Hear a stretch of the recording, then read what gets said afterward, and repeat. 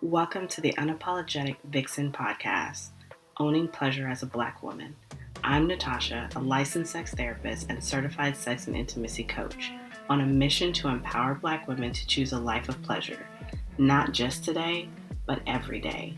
There is nothing more powerful than a Black woman that authentically owns her pleasure and sensuality. So sit back, relax, and enjoy the gems. Hey. Welcome back to another episode of the Unapologetic Vixen podcast, Owning Pleasure as a Black Woman.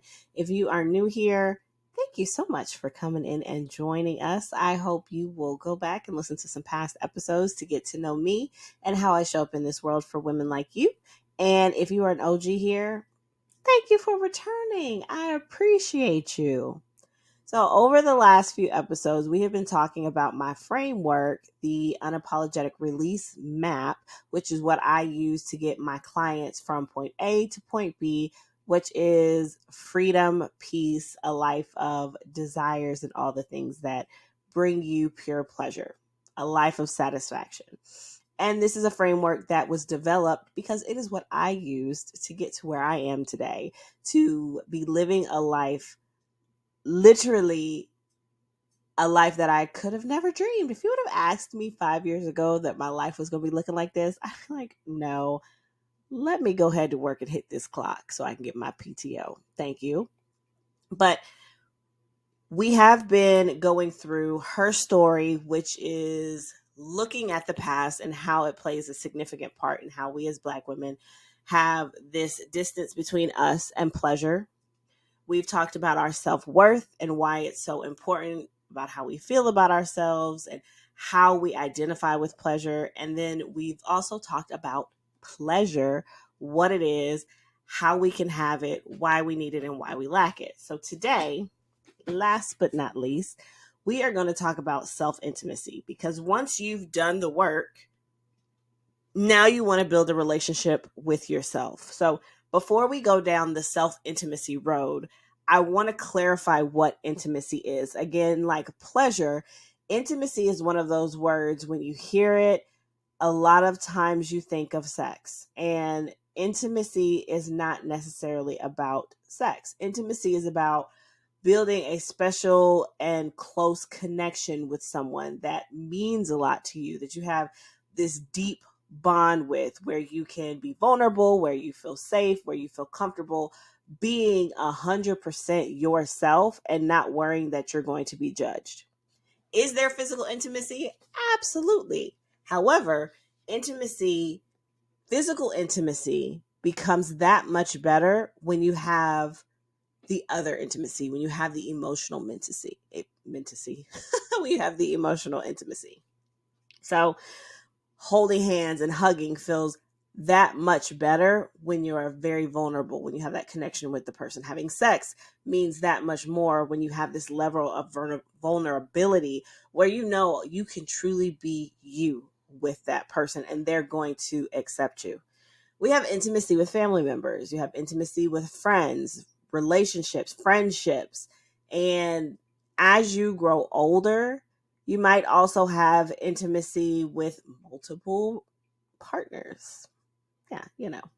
So the biggest thing I want you to remember is intimacy is you feeling safe enough to be you, feeling safe enough to say what needs to be said, and someone is going to hear you, even if they disagree, but that you're also able to give that back to someone. We don't want these one-sided relationships where you can give, but you can't take what's given to you. So that's talking about intimacy with others. So then we go into self-intimacy. It's literally you being your best friend. It's you slowing down and taking time to get to know and understand who you are internally, not just how you show up in this world, because people say that's what you're supposed to do, not just how you show up in the roles that you've accumulated over the years. Just like you have trust and you share your thoughts and your feelings with your friends, being open and honest to yourself is just as important. It's a form of self-intimacy. When you have this self-intimacy, You're not afraid to explore your thoughts. You're not afraid to sit with your emotions.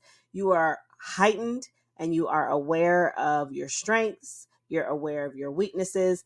And even when you see the flaws, you still accept and love yourself unconditionally. This space, this self-intimacy space, allows you to dream. It allows you to have goals. It allows you to acknowledge your desires and things that make you happy and not feeling bad about it. It makes you comfortable. It makes you confident when you know more about yourself. It's like having this inner person, almost like a Jiminy Cricket on your shoulder that supports and encourages you because you've got that relationship with yourself where you can just go, you've got it. You've got it. Even on the worst days, there's you in there being your own cheerleader, boosting yourself up, talking nice to yourself, just like you would to your friends, just like you would to a little kid that comes up to you and you're like treating them with the utmost care, love, and respect. You want to do the same thing for yourself.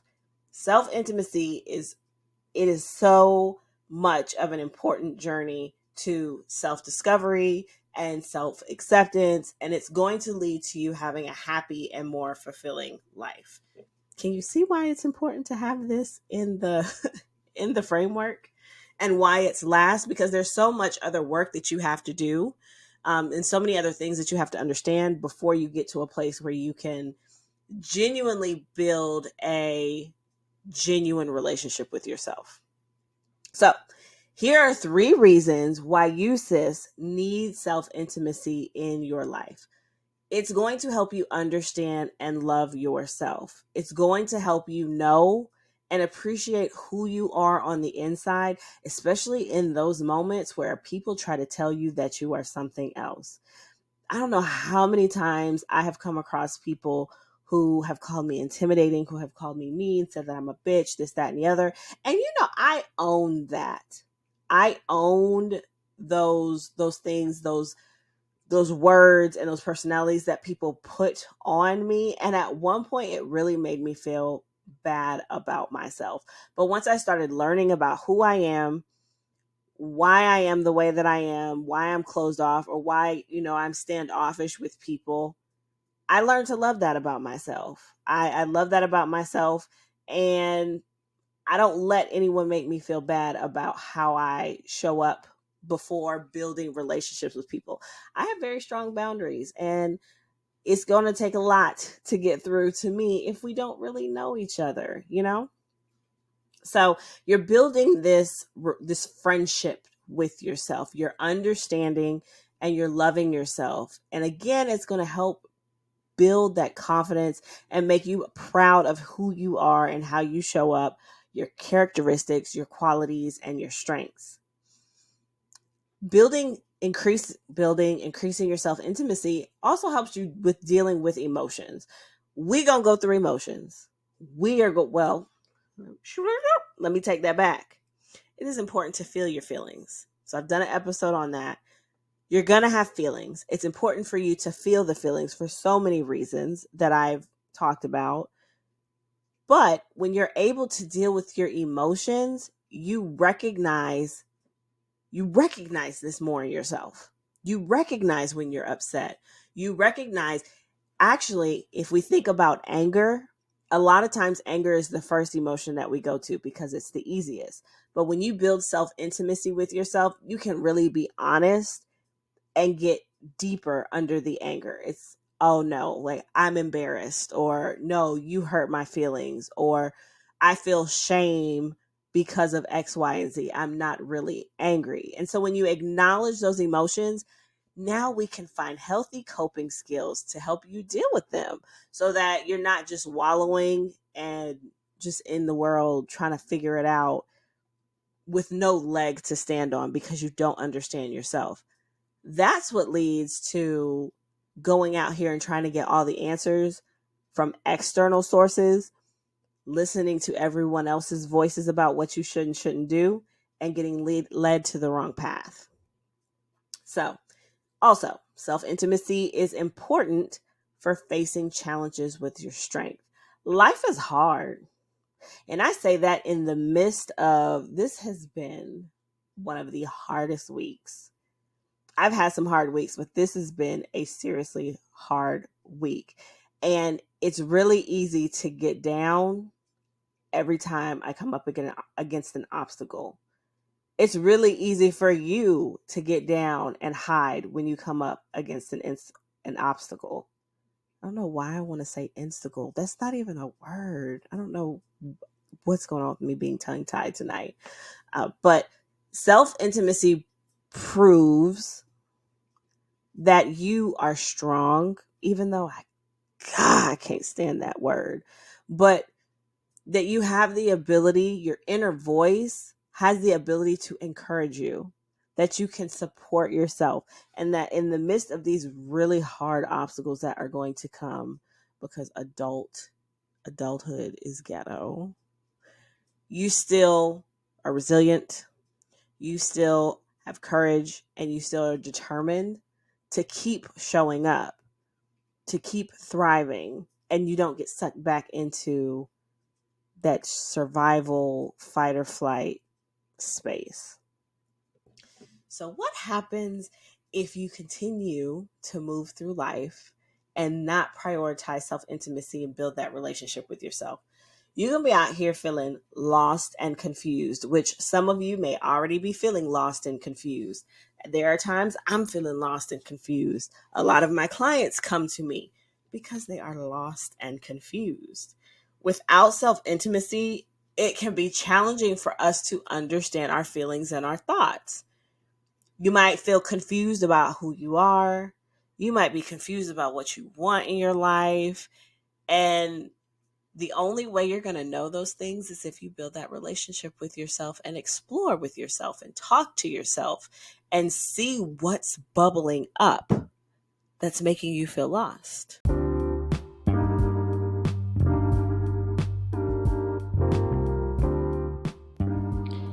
Hey sis, if you are a high achieving, influential Black woman ready to lean into your peace and happiness so that you can live a satisfying life away from your to-do list, head over to closetfreakchronicles.com/pleasure and let's help you find the peace that you need in order to have the most satisfying life yet.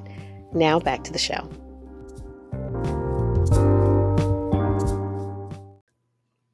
Low self-confidence. That low self-confidence is a beast.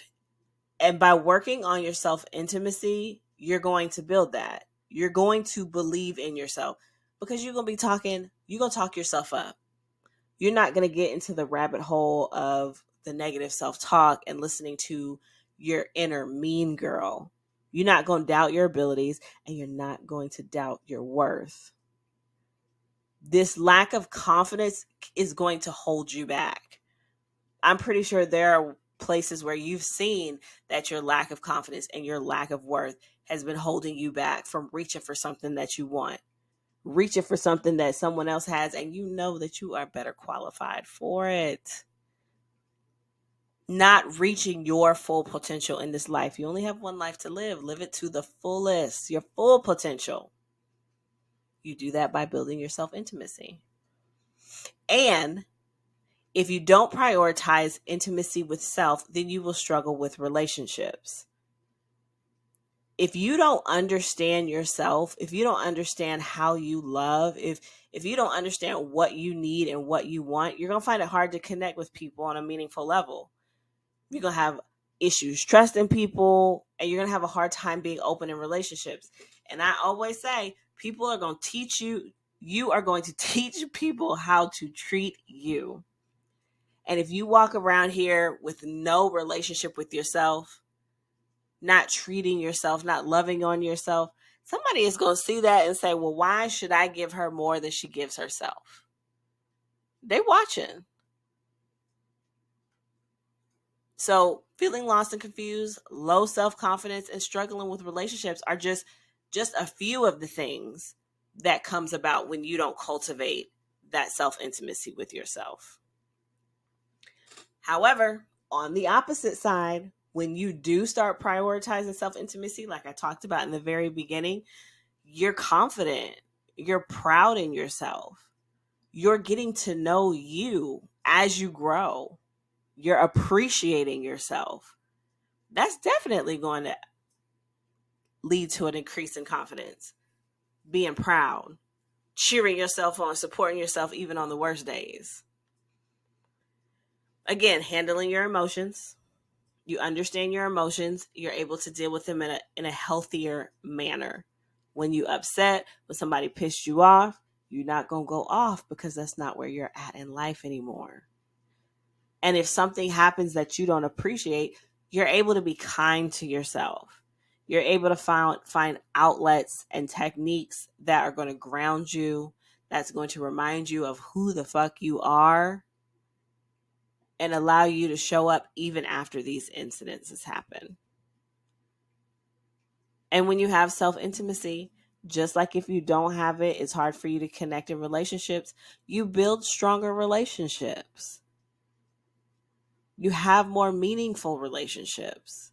You just trust more. And when you trust more, you're open more, and your heart is open, I promise you it makes that physical feel so much better. When you have a deeper relationship with yourself, you have a deep relationship with someone, that leads to a relationship that feels healthy, that feels good, and for the most part can stand the test of time. So I know you're probably thinking, Natasha, I appreciate you breaking down intimacy and self-intimacy. How do I do it? How do I do it? If I want to do it today, how do I do it? I got you. I've got 3 ways that you can start building your intimacy with yourself today. Self-reflection. What that's going to require of you is quiet.